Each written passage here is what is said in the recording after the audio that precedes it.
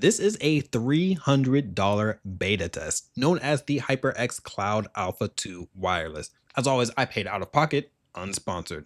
This headset has a lot of potential, but it's very software reliant and the software just is not done cooking yet. I'd consider putting this in my top 5 over the Acer Aspire, but not till it's a finished product. Let's start with the basics and make sure to use the timestamps. This video is going to be pretty long, very in-depth. The Alpha 2 is a closed back headset that can be used wired or wirelessly. Well, not fully closed back. It does have a little bit of this venting. Wired is with the included 3.5mm cable. Wireless has two modes. There's 2.4 gigahertz with the base station. We're going to talk about this thing a lot. And there's dual audio mode, 2.4 gigahertz plus Bluetooth. The headset is compatible with PS5 and PC, but you can use it on Xbox too if you go 3.5mm cable only. When you plug in the 3.5mm cable, it turns the headset's actual power off, but the headphone audio and mic still work. But it's going to be the stock sound unless you plug that 3.5 cable into the base station where you can control the EQ in software. The microphone can only be active on one source at a time. Bluetooth does take priority over the mic. So if you're in a match and then you answer a call on your phone, the mic's only going to work on your phone until you end the call. Now this is huge. The battery life, it's stated to be up to 250 hours. You're probably going to see this in big, bold font everywhere, but there should be a gigantic asterisk there. I ran a test where I had this fully charged and used the headset for about 8 hours a day for 3 days straight and consistently burned about 10% per day. So I was like, the math ain't mathing. Even if I use this 24 hours a day for 10 days straight, that's only 240 hours. And that's because this actually gets up to 250 hours with 2.4 gigahertz only and only 125 if you have it on dual audio mode. And I would probably drop both of those estimates down. I'd say it's probably closer to about 100 hours if you have dual audio mode on. Now let's talk about this base station and the controls because they're all connected. Unlike the Astro A50 series, this thing doesn't actually function as a base. You cannot charge the Alpha 2 here or physically rest it on here. This thing basically has three main functions. Number one, it works as the 2.4 gigahertz transmitter, but you don't actually need this for Bluetooth like the Astro series. Number two, it can control various functions of the Alpha 2. When it's connected to the NGENUITY software, it can control even more.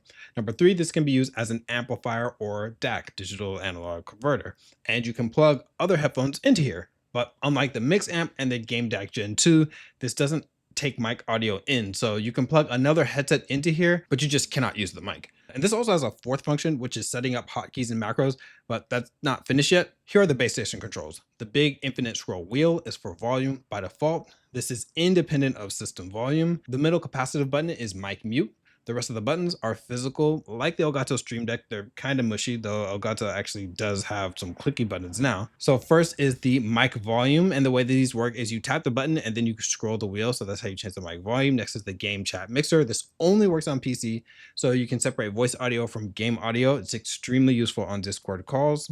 There's mic monitoring volume. You hold it to toggle the mic monitoring on and off and then scroll the wheel to change it as far as louder or quieter.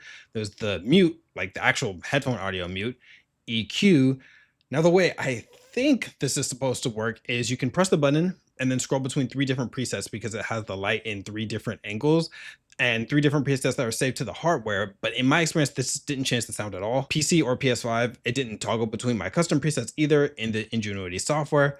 So yeah, this button is basically a work in progress. Unlike the Cloud 3S, EQ presets do not save to the headset itself, and anything you change in NGENUITY does not apply to Bluetooth audio. And last is play and pause for media. Oh, one more thing, the switch that's on the deck changes the audio to go either to the line out or to the headset wirelessly. Honestly, aside from the macro functions and the EQ controls that currently don't work, I don't think this base station is really necessary, and this could have just been a USB-C dongle because the controls could be stuffed onto the headset or they're already on the headset. So on the headset, left ear cup, power button, mic mute. This is the 3.5mm port, USB-C, and the slot for the boom mic. The microphone turns red when muted, and the mic button does not work at all when you use it wired. This has integrated mics as well. Right ear cup, 2.4 gigahertz and dual audio switch, multi-function button for controlling media. This is actually pretty obnoxious because it can randomly start playing a video in another tab on your computer. You can't force it to only control Bluetooth media. And there's the volume wheel, again, independent of system volume. Now for the headphone audio, this has 53 millimeter dual chamber drivers. Using my mini DSP ears, these measured as very balanced overall. This is them averaged out. In short, these are great for competitive play, but that's about all I'd use these for. In comparison to the Cloud 3S, these have more bass and sub bass. In the measurement, it really just shows a little bit more sub bass. And there's still very little power down there, more power than the 3S. Now, we're going to hear the real difference between the 3S and the Alpha 2 is where the treble actually spikes up past 10 kilohertz on the Cloud 3, giving that kind of tinny and harsh sound. It actually goes down in the Alpha 2. So it's a lot easier to listen to over longer periods of time, but you don't actually lose that much detail. You don't really lose any detail at all. It's just not as jarring to listen to. And that reflected in gaming, going back and forth between these two for a full week, a little bit more. In Black Ops 6, I'd say I wasn't missing any sort of detail or sound separation in the Alpha 2 versus the Cloud 3S, which I've always rated very well in this category. The Alpha 2 is just less fatiguing. It's easier to listen to for longer periods. It's easier to play for like 5 or 6 hours straight without having my ears just being shattered. Also relevant to FPS games, this is the Alpha Wired. I'm going to talk about this, the Alpha 1 Wired, in a little bit, but that big boost in the mid-range in comparison to the Alpha Wired, it really gives gunshots that pop without being too jarring, and the footsteps, they get that quick impact, which helps them stand out. So excellent job. Also, if you don't know what an elevated mid-range sounds like, because it's kind of hard to describe, I've done it to my voice right now. I want to use the word shouty, but different people use that for different terms. But this is just a demonstration of what the Alpha 2 is going to sound like in comparison to the Alpha Wired.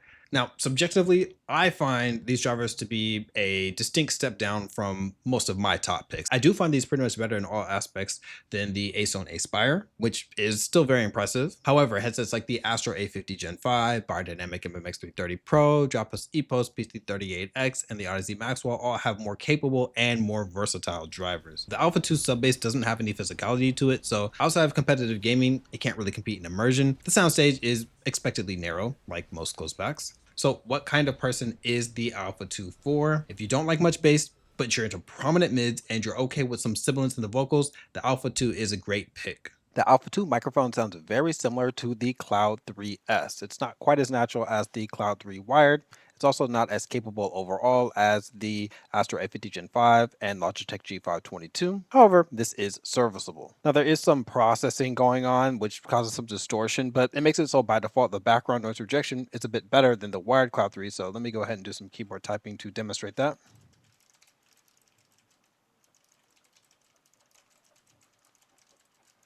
You should still be able to hear some, but not too much. Now, if you set your microphone in whatever software you're using to NGENUITY microphone HyperX virtual audio device, then you can utilize some of these microphone effects. So for example, this is the AI noise cancellation, which actually is very effective. So I'll do some keyboard typing here again. And it really reduces that significantly. There's the compressor, which if you don't know what that is, it just makes it so the loudest sounds and the quietest sounds that are closer together. Limiter, so that if you're talking too loud, it'll make it sure that you don't peak and clip the microphone. Now, there's also the different presets. I don't know exactly what they do. This is preset 1.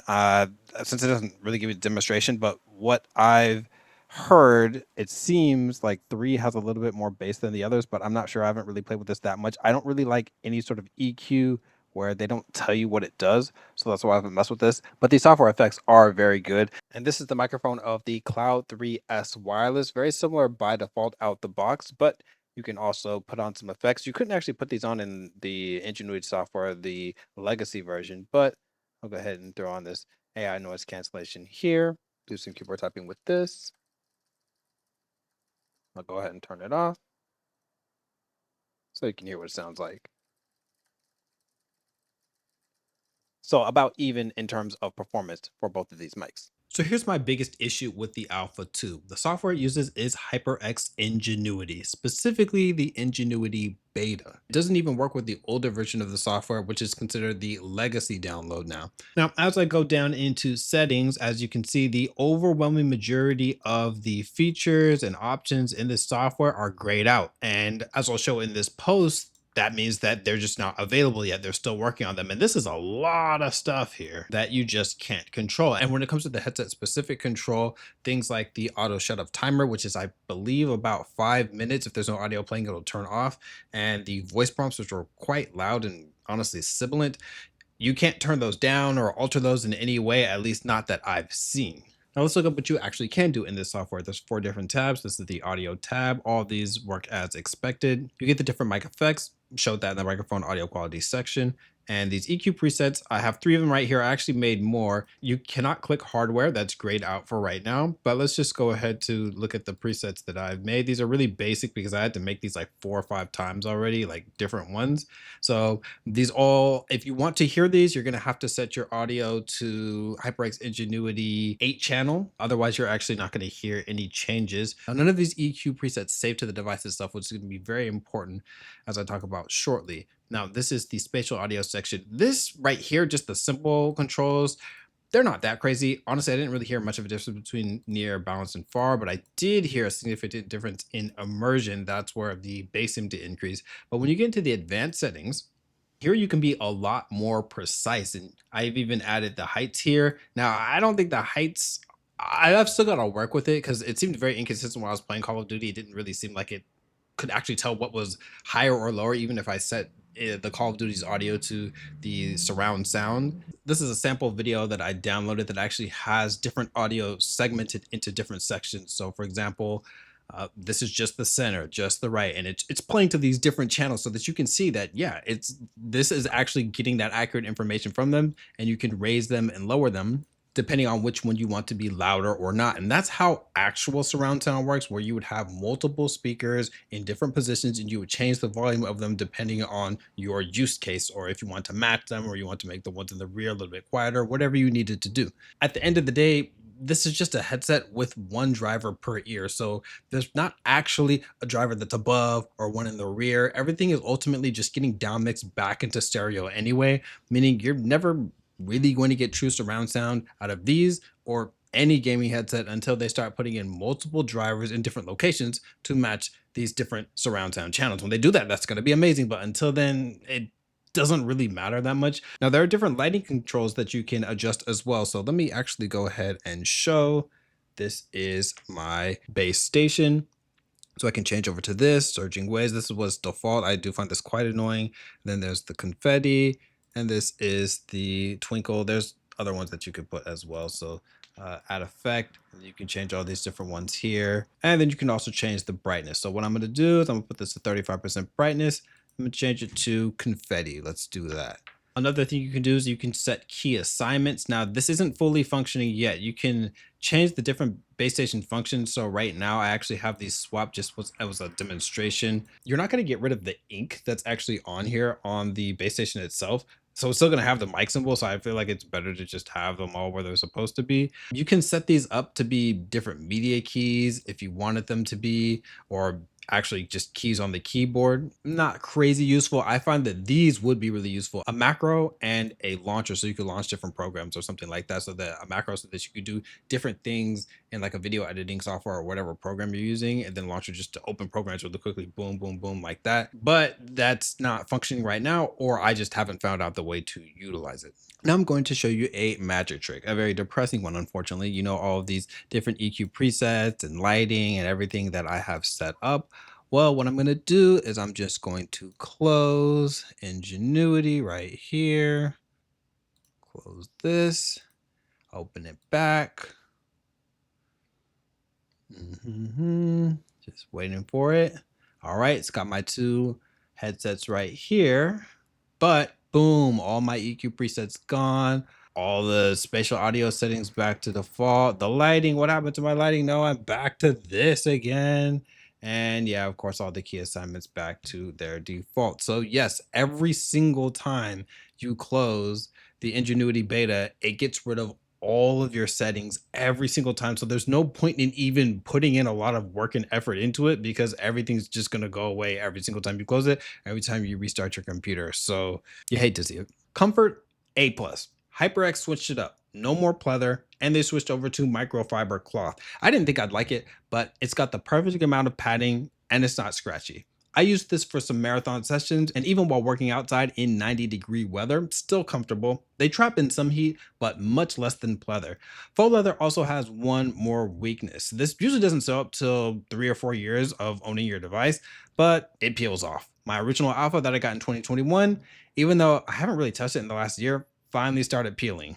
Bad. Then again, my Cloud 2 still intact, which I got on the same day. So I guess it depends on the quality of the faux leather. Either way, there's aluminum adjustment forks, just like usual. Now, this portion, it's definitely metal, but the rest, maybe it's really so thin that it's hard for me to tell. There's adjustable height, swivel as well, still a bit of pleather padding up top. The clamping force is not as hard as the original Alpha. The microphone has good flex and it actually holds its shape. The main reason this gets an A plus instead of an S are number one, it's a bit too heavy, 344 grams without the mic, 355 with it. My made headphones are 236 grams. All the mainstream actual headphones, like the consumer headphones that people are wearing out, like the XM5 and stuff like that, those are all really light, 235, 250, stuff like that. And the second thing, the padding is nice, but I still prefer pleather. So now for my verdict. This headset has top 5 potential, mainly because it's a jack of all trades, but master of none. Good headphone audio quality, good mic, but not the best at either. Great comfort, but there is a little bit better. Simultaneous Bluetooth and 2.4 gigahertz, that is really good though. Still, do I recommend this? Yes, but not yet. The software needs way more work. The price is going to keep changing on this over time, but $300 at launch to beta test a headset, that's wild.